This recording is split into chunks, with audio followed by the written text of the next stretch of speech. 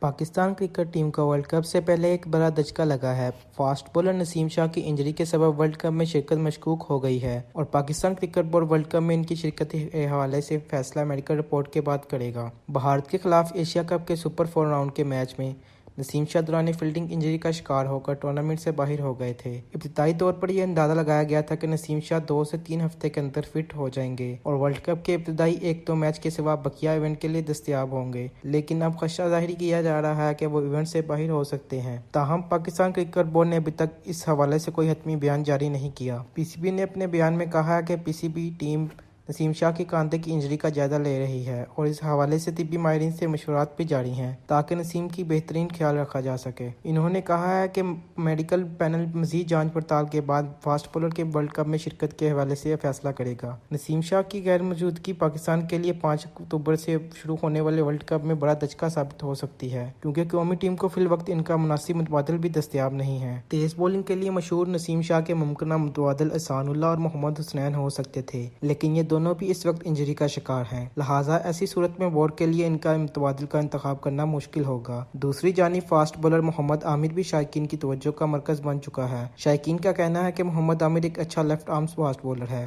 مزید ایسی ویڈیوز دیکھنے کے لیے ہمارے چینل کو سبسکرائب کریں اور بیل آئیکن کو دبانا نہ بھولیں۔